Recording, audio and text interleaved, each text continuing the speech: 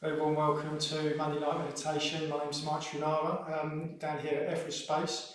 Here with the Monday night team, we've got Ian here, Cam, Pam, Amra, Pushpa, Elena and Emma on the tech. Really warm welcome to the Monday night evening. And we're carrying on this challenge, aren't we?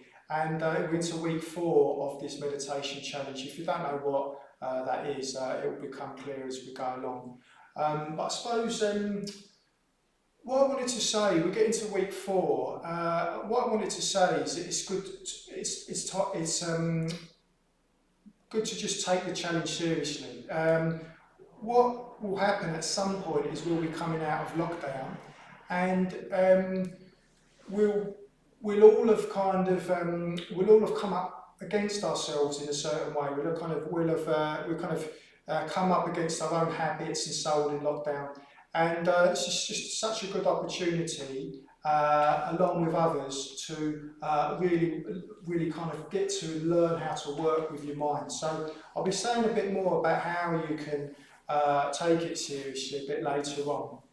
But yeah, coming out of lockdown, have we learned something more deeply about how to work with our own minds, how we kind of want to be in the world, and really kind of checked out for ourselves whether meditation will kind of works. Does it change how we are in the world? Does it change my experience of myself and of others? So we're really kind of testing that out in our own experience, and it's important in order to do that to kind of take it seriously in a certain kind of way. So I'll be saying a little bit more about that. But we've got lots really to support us. We've got so much to support us in this challenge. There's this live stream where we've been building up the toolkit week on week, and just kind of building up confidence in our meditations. Then there's this interactive check-in that we've been having in the second half, where we've been able to go into more depth into the practices and be able to check things out with one another. And then there's this community aspect. The community aspect's been kind of really alive through our online platform on the Discord channel. And there's been all sorts of poems, people sharing objects that kind of bring this sense of connection. There's been little meditations posted, people have been posting little videos. It's been fantastic. It's been like this real wellspring of kind of inspiration and support. So you can still sign up to the challenge. It's no longer the 6-week challenge, but you can still really commit to your meditation for the rest of the 6 weeks. So still another 2 weeks to go. Actually 3 weeks, isn't it, in all? If we'll call it 3 weeks, we'll call it 3 weeks to go. There's 3 more, after this is 2 more Monday evenings. So you could just really still get involved, yeah? So yeah, we have the same format as we always do on the challenge. We're going to be in a moment doing this 3-minute breathing space, just a way to really connect with ourselves and kind of arrive to what we're kind of doing together here.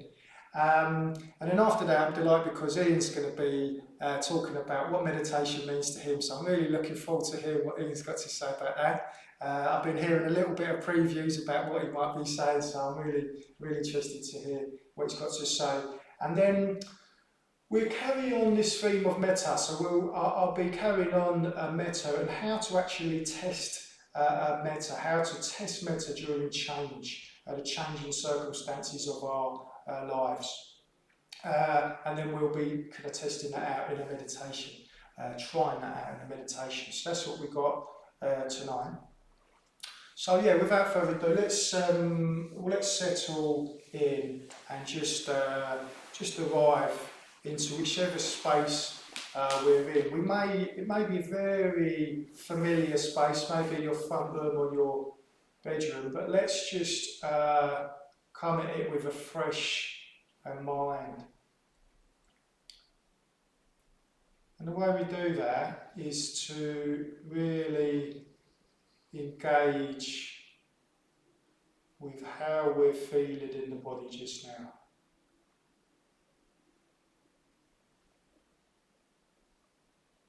Just kind of tune in to the body, the various tightnesses, various sensations that make up our body.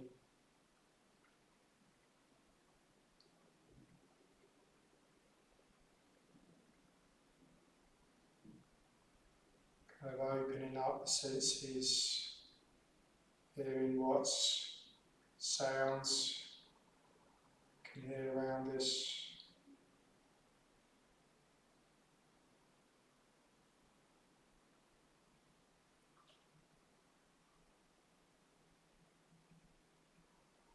And then we just feel our body supported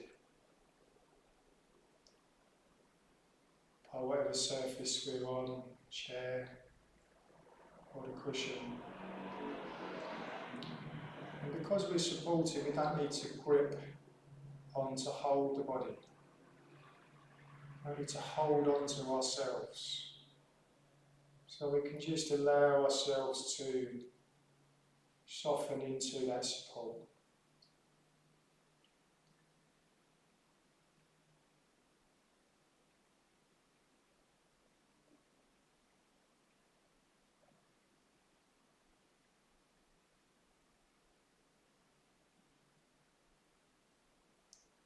Just seeing if you can let go a little bit more in your legs, allowing the legs to soften down into that support.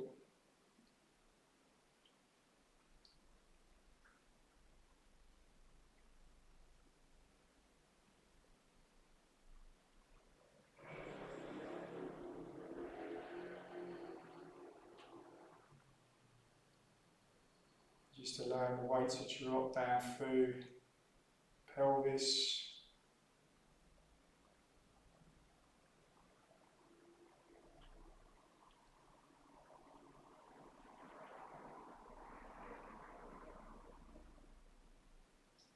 If we can let go a little bit in the tummy.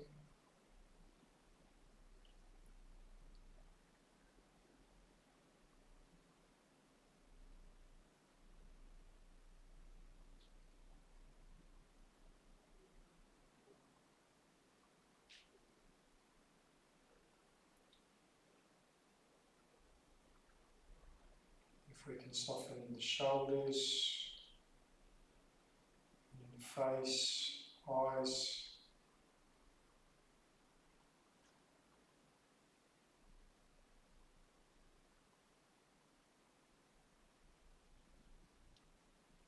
And then feeling ourselves breathing.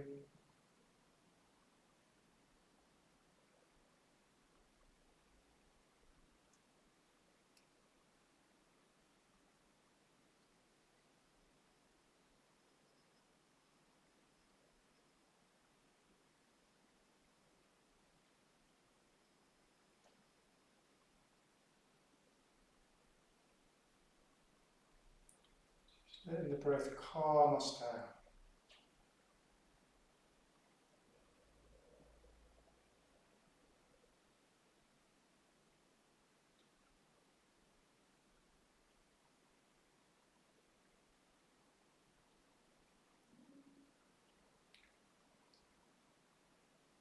So I'm just kind of letting go around the breath.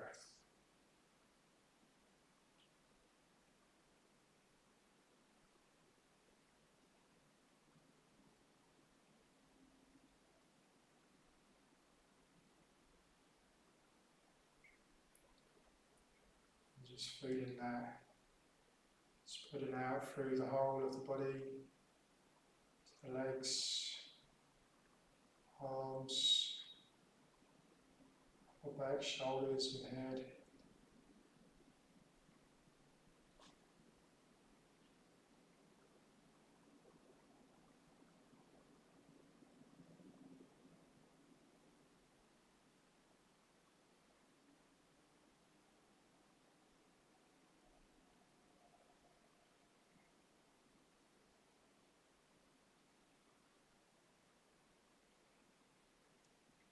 And open up to this sense of being with other people, other people just like us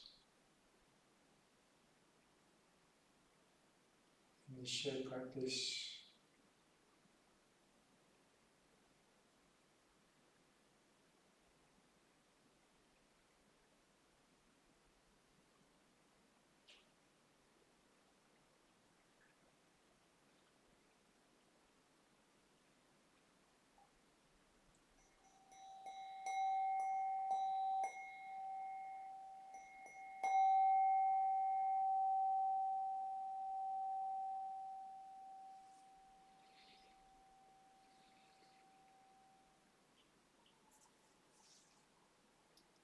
Okay, good. So, in a way, we've kind of brought ourselves up into the moment now. And so I'm going to make way for Ian, and let's lean in and hear what Ian has to say about what meditation means to him.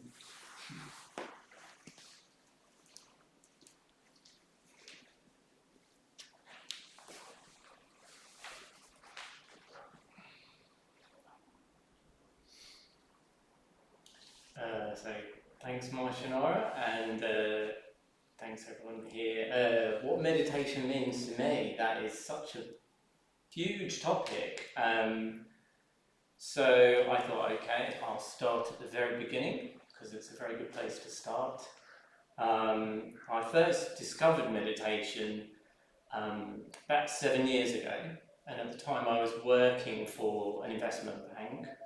Doing all the usual long hours, stressed out, bored, actually extremely bored, and just generally dissatisfied. My social life predominantly consisted in going out with friends, getting drunk, a bit out of control, and then having to manage hangovers the next day. But actually it was meditation that found me rather than the other way around. One day a book appeared in our house. I think it was probably a gift from a friend, and it's called Mindfulness. And it was basically a step-by-step guide for learning how to meditate. And at the time I had absolutely no idea what meditation was, no interest in it at all, and no notion that it might be something that would be relevant to me or that I might be interested in. But before I knew what I'd done, I picked up this book, I'd read the first chapter, listened to the first guided meditation, and the rest is history. I can actually remember really distinctly one of my first body scan meditations. I remember lying on the bed in our spare room, listening to this guided meditation, and the phrase that was used in it was resting in awareness.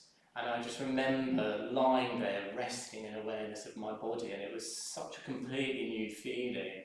I actually almost felt like I was slightly separate from my body, or almost floating away from my body. So from there, I wouldn't say I was totally hooked straight away, but meditation became a habit, and I did actually develop a regular meditation practice.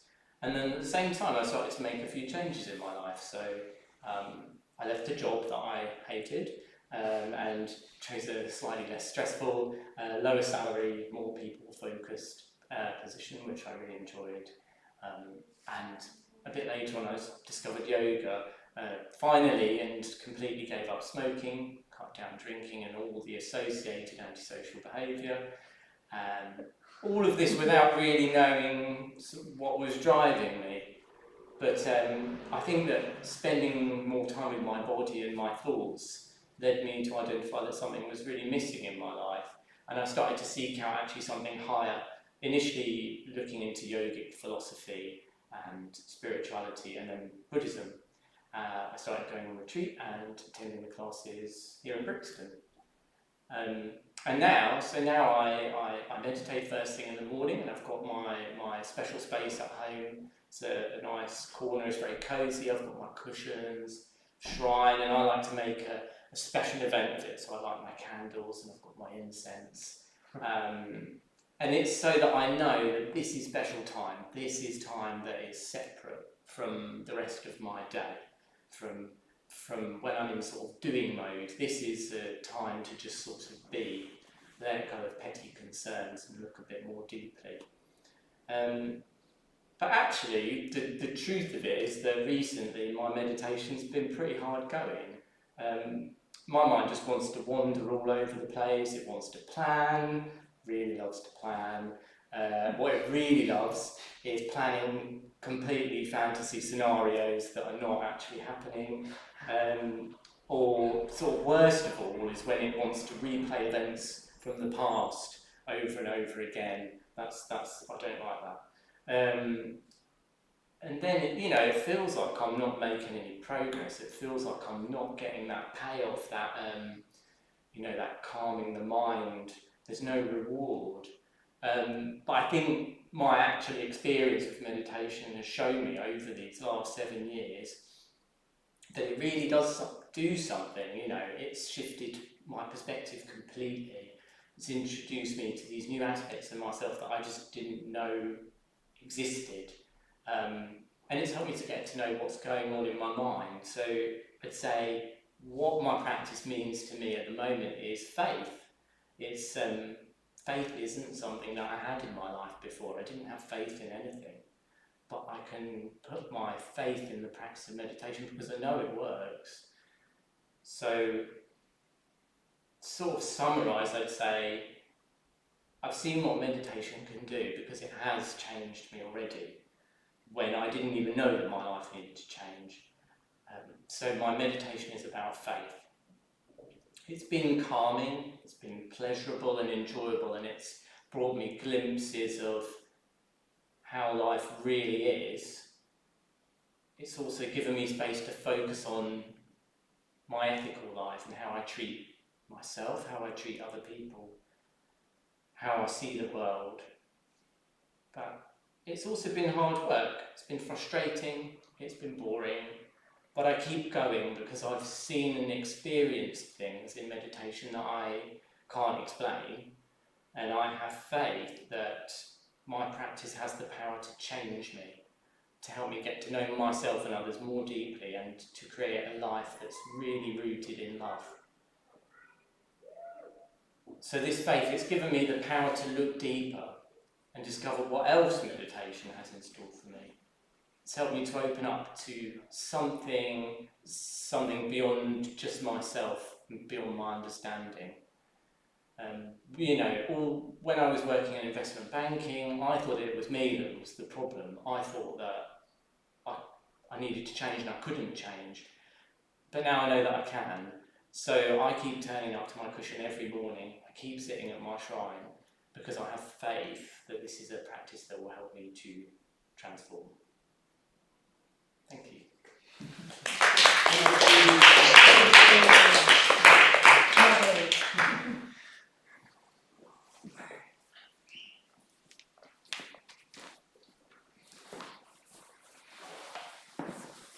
Thanks so much, Ian.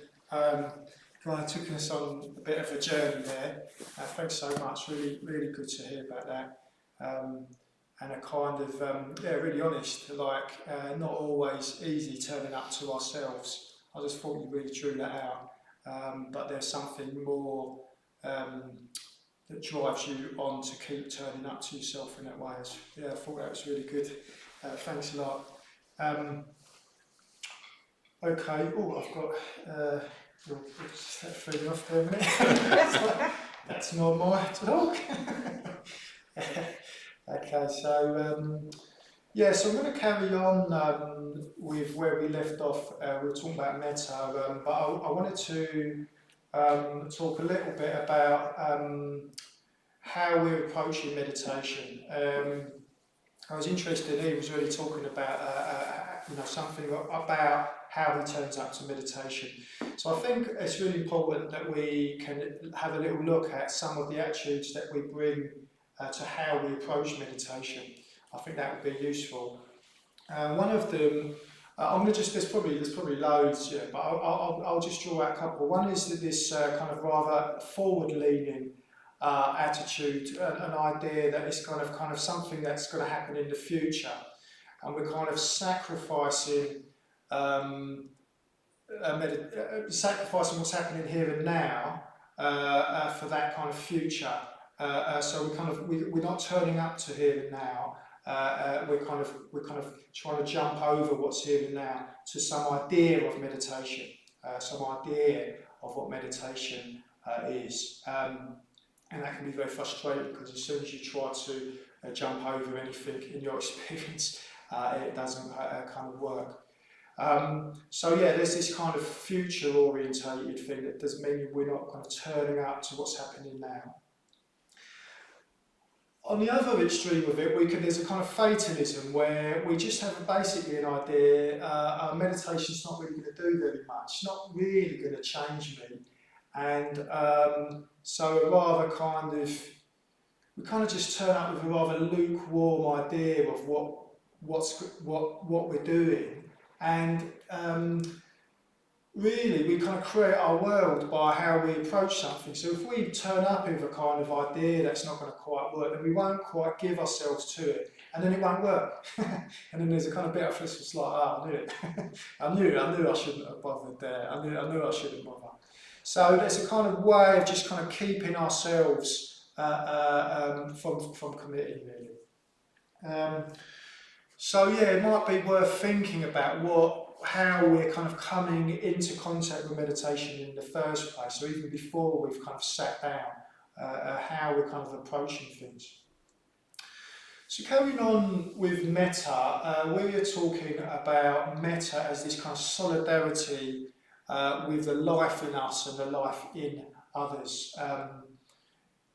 It's a kind of it's a cultivation of a kind of inner atmosphere of responsiveness to what's happening for ourselves and others. And I've been really struck, I said earlier, about what's happening on the Discord channel, all these reflections and little videos that people have been posting have been evoking connection. They've been evoking this sense of connectedness. And last week we also did a little exercise, didn't we, where we brought to mind something where a little memory or something where we felt connected, to kind of awaken this sense, of metta. So yeah, it had a little, and I was saying you could set the bar really low. It could be something really small, something. Maybe even better if it's really small, so that you just we don't set a high bar. Metta is just something that we kind of move, we touch into quite often through the day, just in the little acts of kindness. Yeah? And then but the difference is we're kind of dwelling on it. The difference is we're dwelling on it and giving it kind of space and energy and seeing how that affects us, really. And sometimes, as Ian was saying, you sometimes don't feel like much is happening. So I think it's really important to say that. Sometimes we don't feel like there's a lot of metta, a lot of kind of opening, a lot of expansion happening. But even noticing a kind of blankness or noticing a kind of restriction is metta. That is part of our experience sometimes. That kind of blankness. Or even numbness, so even just being with that is already metta.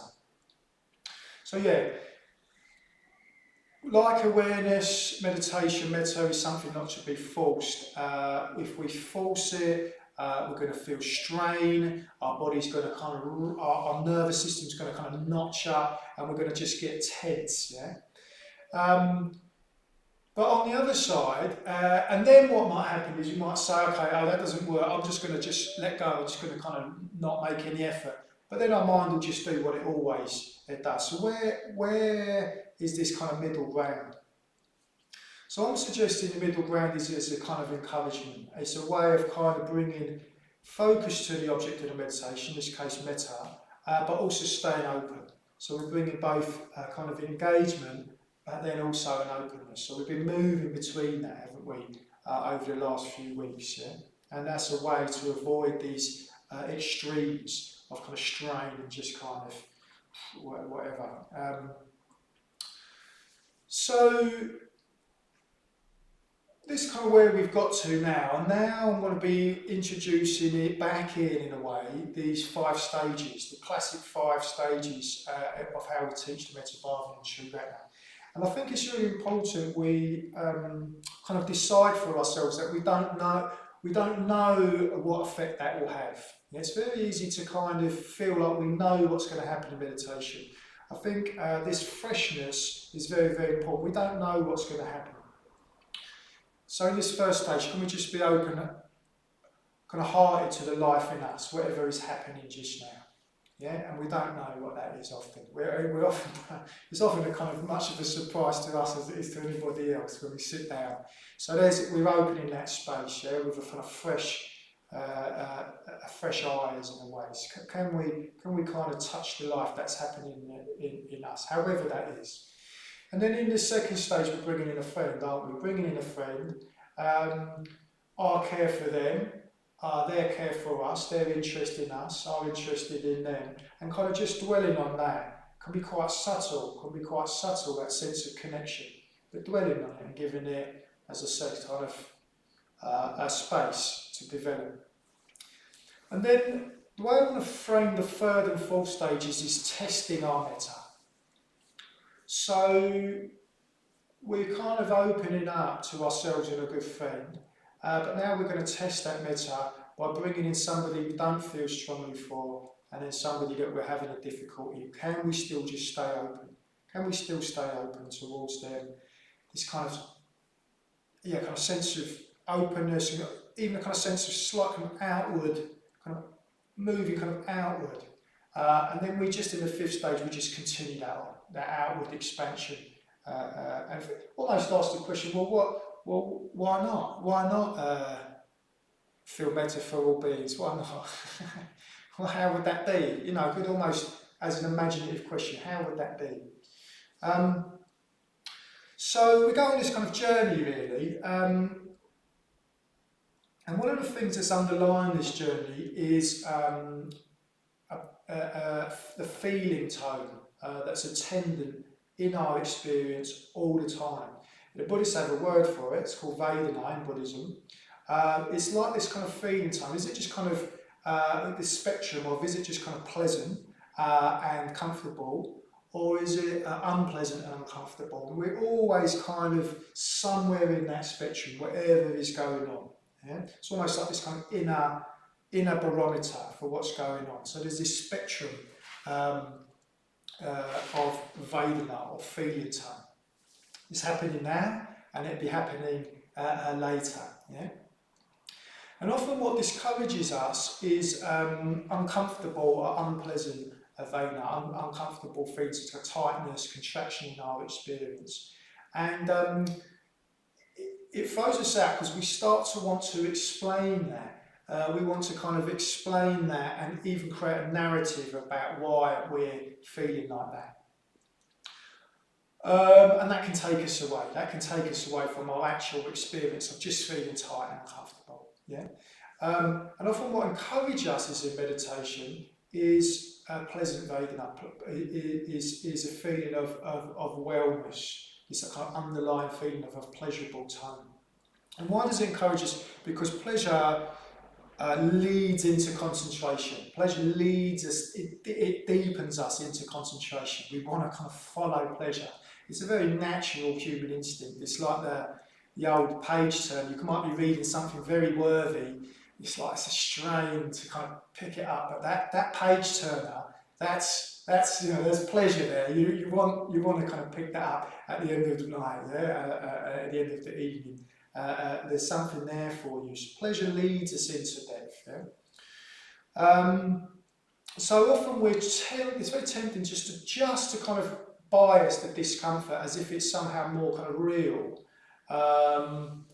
and we can even go kind of looking for it in our experience. Yeah, and it's true that we do need to acknowledge, especially at the beginning of the meditation, we need to acknowledge difficulty, discomfort, tightness. Very, very important. It's very, very true that if we kind of try and override that, we'll just become more uncomfortable. Yeah, we're trying to kind of, like I was saying, kind of trying to step over something. So it's true, we do need to acknowledge it, but we don't need to go looking for it, and we don't need to try to explain it. We don't need to explain it with a kind of invested narrative. Yeah? So being with discomfort is important, but we can also tune into pleasure as this kind of gateway into depth. Ease, comfort, even just a mild warmth of our body. I've been just enjoying just the weight of my eyelids when they're closed. It's very, very simple, very, very simple. And of course, you can't manufacture that. You can't kind of decide to feel pleasure. If you decide to feel pleasure, it will scamper away from you. You can't decide to feel pleasure, but you can tune into the kind of pleasant aspects of your experience. So we're going on this journey. We're encouraging metta. We're encouraging it for the sake of this meditation we're about to do. This kind of the equivalent of this focus that we've been bringing, the active kind of focus, the weave of the breath is what we were looking at before. But now with metta, what we're using is phases. We're using may you be well, may you be happy. Yeah, I'm just going to strip it down to those two. May you be well, may you be happy. Yeah, this is the kind of what we're bringing actively into the situation. And then we need the receptivity around that. We need this sense of, okay, we're on this journey. What's the scenery like? What's the Vedana? What's the feeling tone like? What's going on? As I come into contact with these different people, am I staying open? Am I staying open to my experience? Am I staying engaged with my experience? So there's still these active kind of what we're bringing to it. May you be well, may you be happy. Evoking whoever it is in the stage. That's active. And then what's the scenery like? What's it like? What's the terrain like as we're doing this? Yeah. So the two things we're going to move towards as we've been doing. Yeah? Okay, so let's test metta through this experience. Yeah? Testing, staying open. Can we just stay open through this unfolding experience? Okay, so no rush to get started. Don't sacrifice, don't kind of gear up. I'm about to meditate. Don't need to do that. You just stay just as relaxed as you were a minute ago. Don't need to gear up. And try to find a kind of position, posture that feels quite upright and energised and yet relaxed.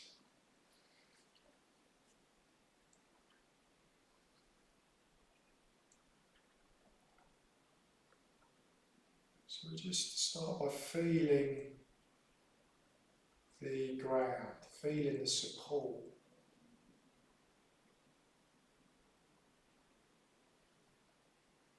Feel our weight of our body. Feel where that's contacting the ground.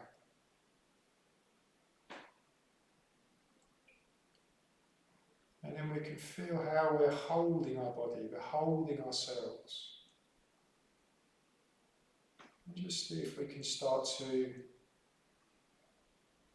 soften that holding.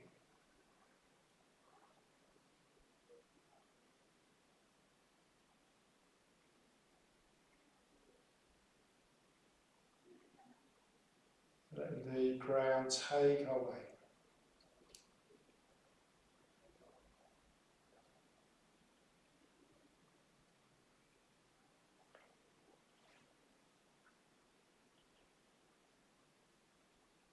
Just feeling behind the eyes and forehead. Noticing any tightness.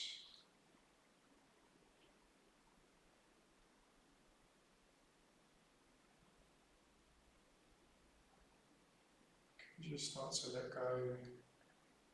Let the eyes go into a softer focus. It's quite a relief just to close the eyes.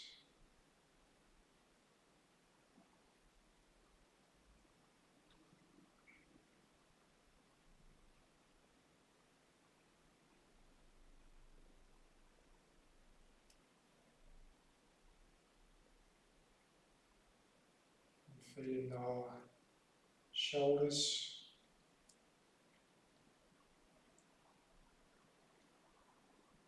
Just being willing to feel your shoulders, however they are. There's some tightness there, some holding on. Just being willing to feel that. Just imagining a softening. Just imagining a letting go.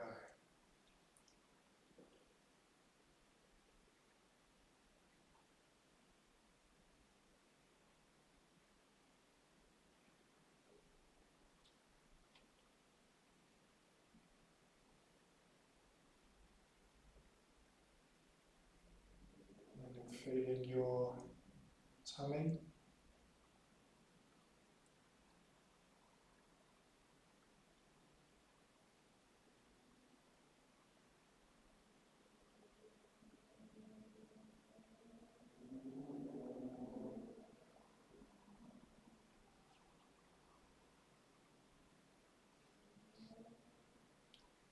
There's often quite habitual holding on in the tummy. Just acknowledging that and just really start to soften around the edges of that.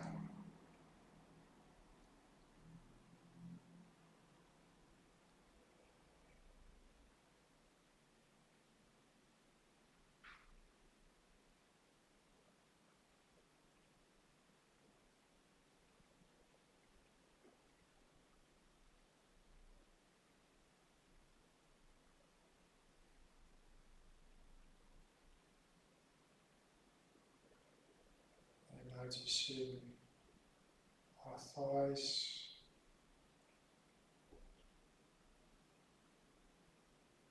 Seeing if you can just let go a little bit more in the thighs.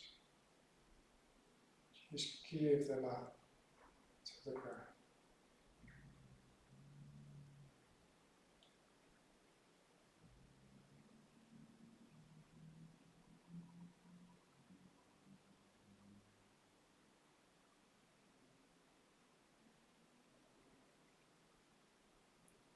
Just feeling the whole system calming down.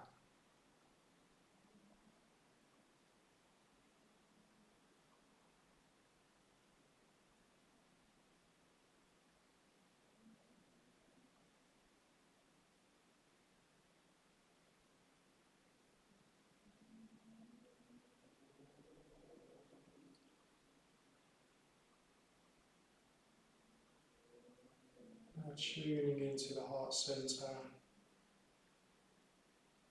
the centre of the emotions. We don't need to think about that, but just feeling what's there.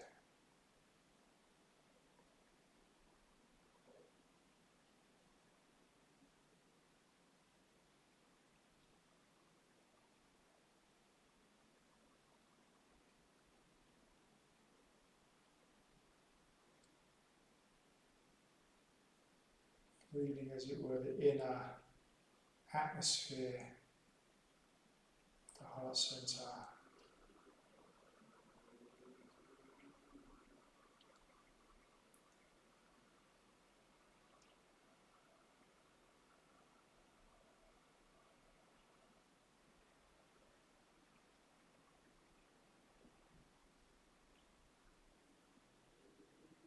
Just being with however things are.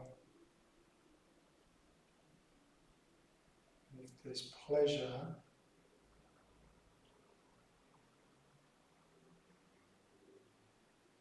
Just dwelling in the pleasure.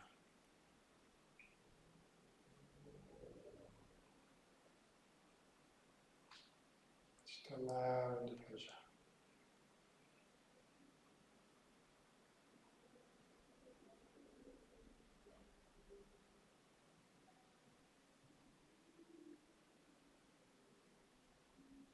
Giving space.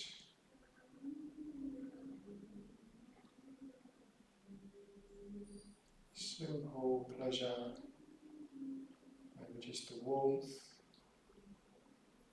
subtle warmth, the body.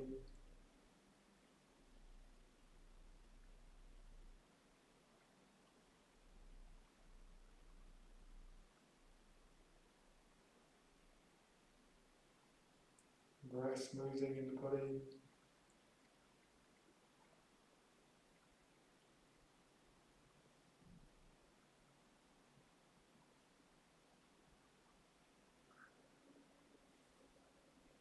Maybe just the eyelids, just the weight of the eyelids.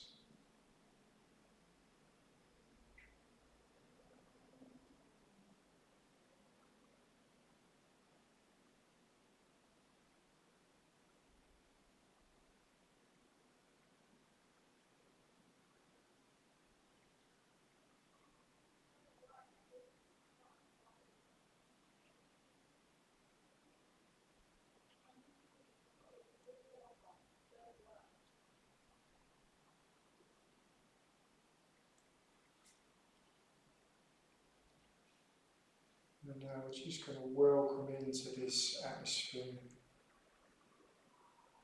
our good friend.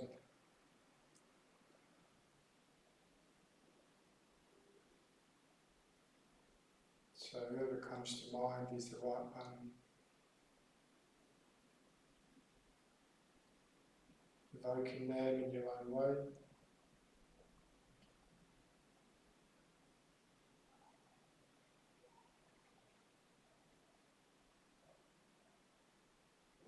May they be well and happy.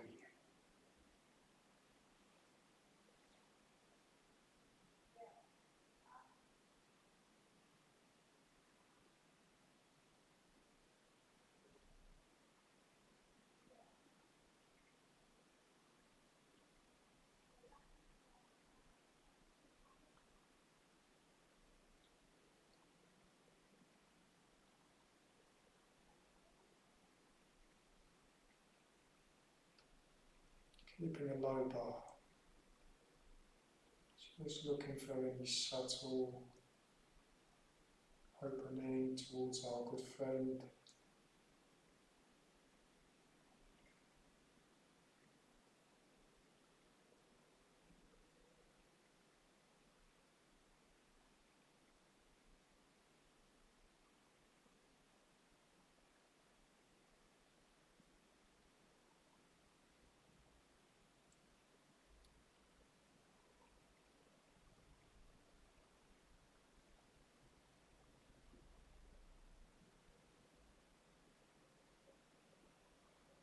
And dropping in the phrase, may they be well, may they be happy.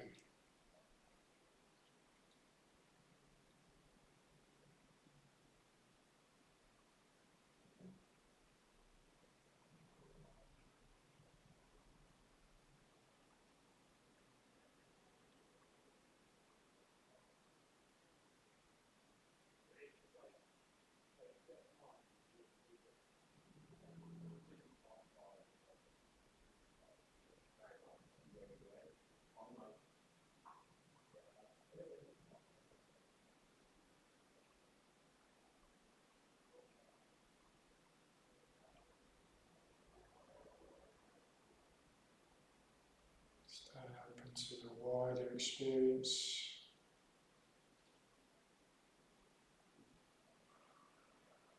Effect of bringing your good friend to mind. Feeling into the connection with your good friend.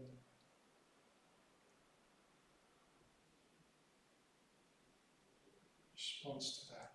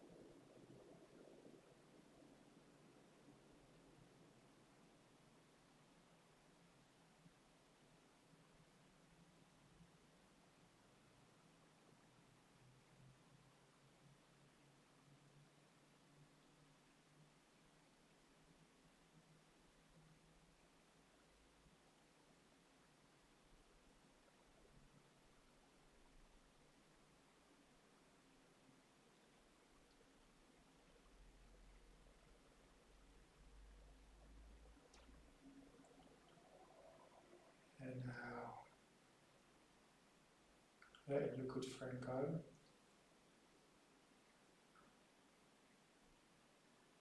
And bringing into this inner atmosphere somebody you don't feel strongly for one way or the other, that is somehow in your life.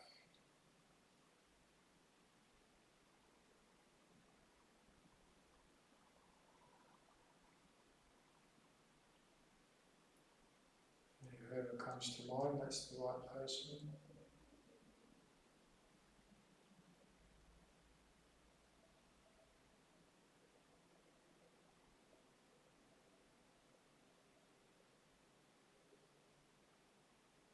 Evoking them,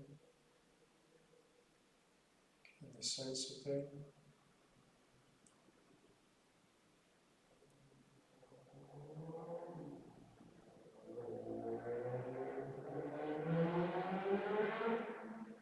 May they be well, may they be happy.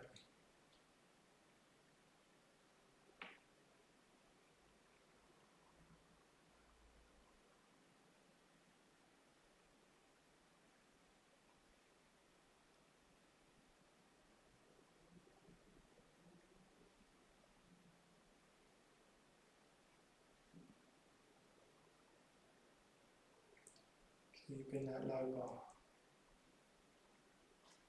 Staying with openness towards this person.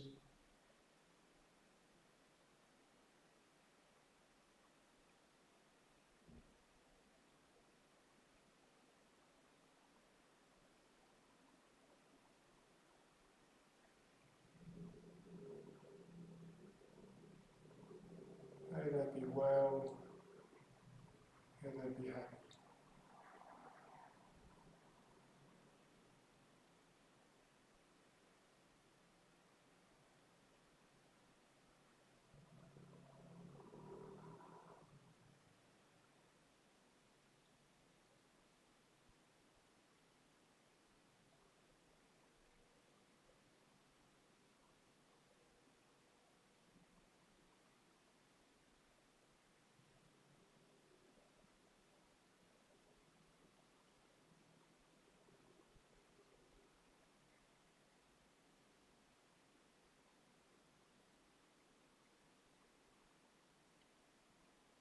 And staying open to the broadest landscape.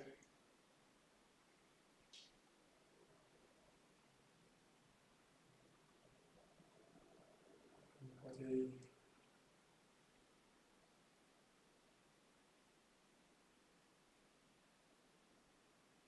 effects of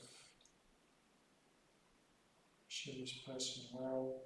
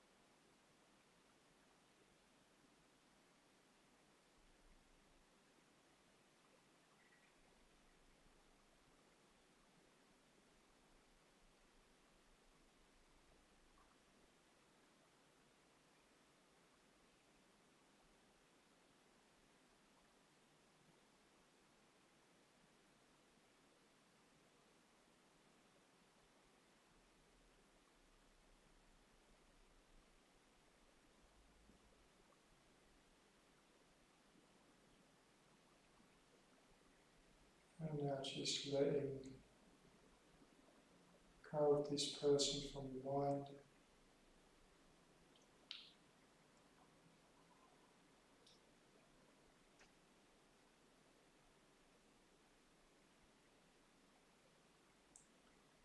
Welcoming into this atmosphere of the heart. Somebody you're having some difficulty with at the moment.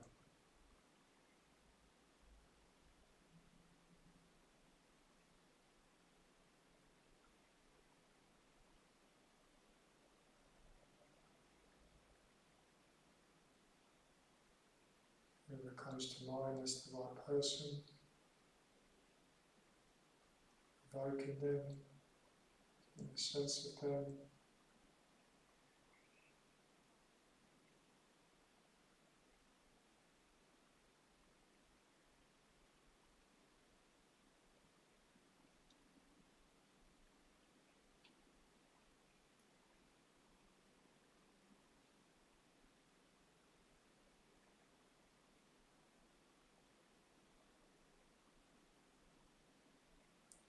May they be well, may they be happy.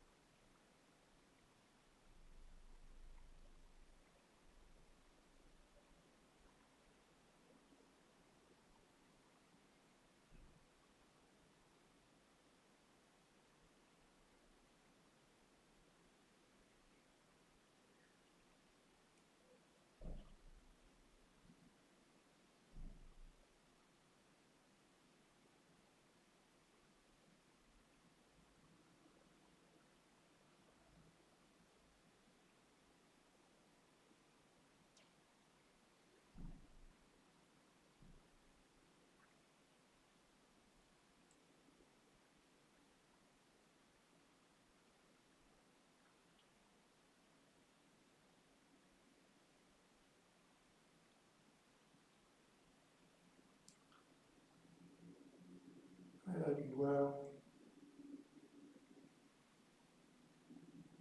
may they be happy.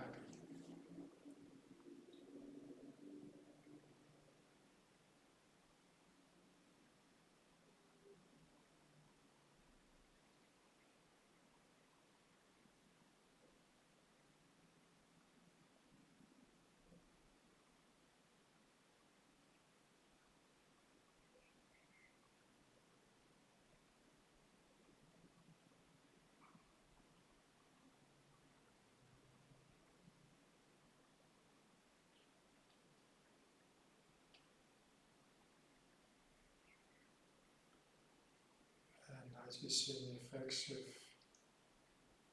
bringing this person to mind and wishing them well.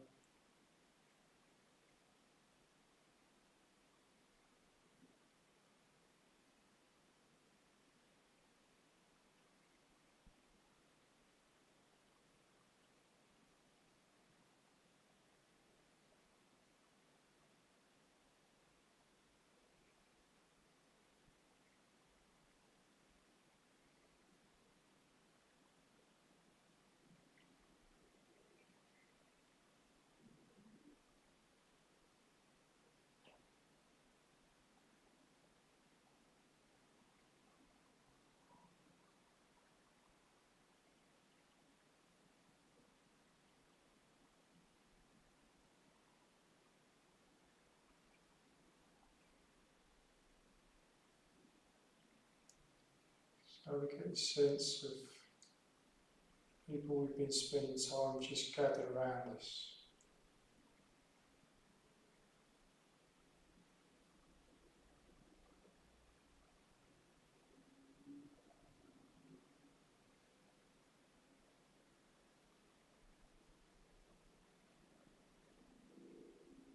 Staying open.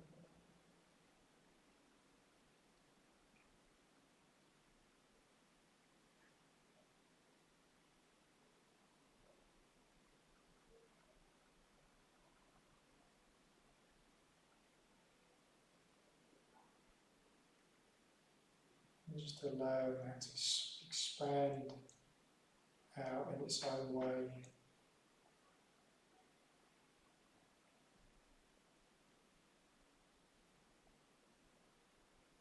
Could I wish all beings to be well, all beings to be happy.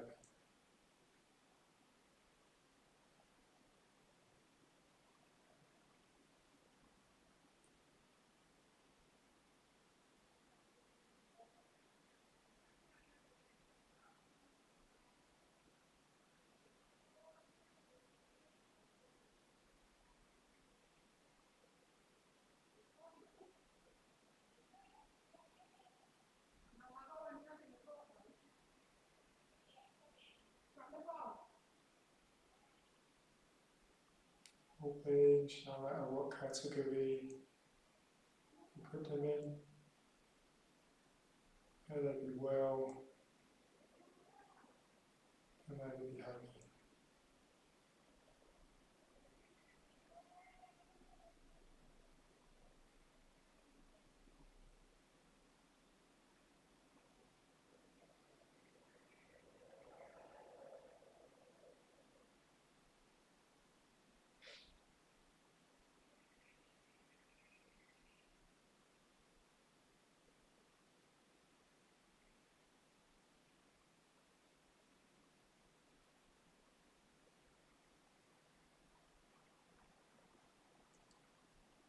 And noticing the effect of extending the range of our metta this way.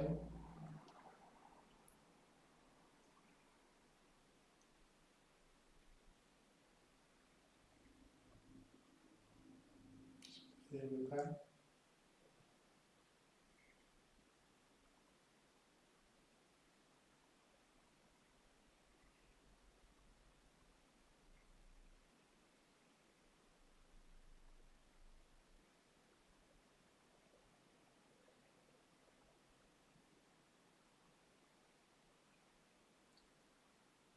And just feeling once more the weight of your body resting on the ground. Support from the ground.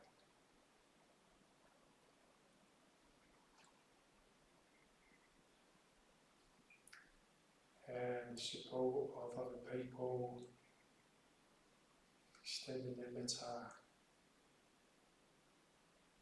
in this shared practice.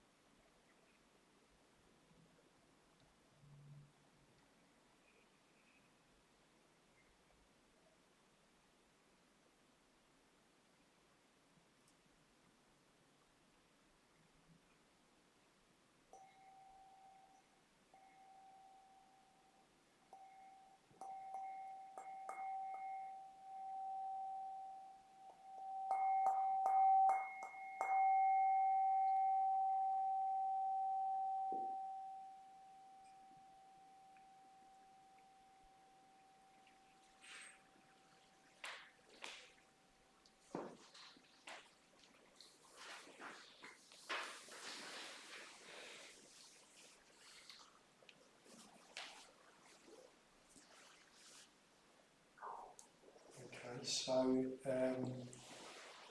now just really welcome you to this more interactive part of the evening, second half of the evening. So I'll be heading into Zoom world in a moment to meet you, and I just want to talk really particularly about navigating this changing connection with others. How do we navigate? How do we invoke these people? How do we navigate that changing sense of welcoming different people into this space of the meditation? What happens as a result of doing that? So, good opportunity to explore that. I mean, if you can learn to find pleasure in connection, it will protect you.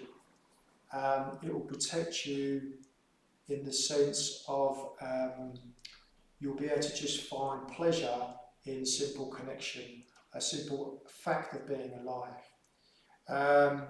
So it's an absolutely fundamental practice and really good opportunity to kind of delve a little bit more into that now in the second half. So I believe the link to that's gone up, yeah, getting the thumbs up from Emma.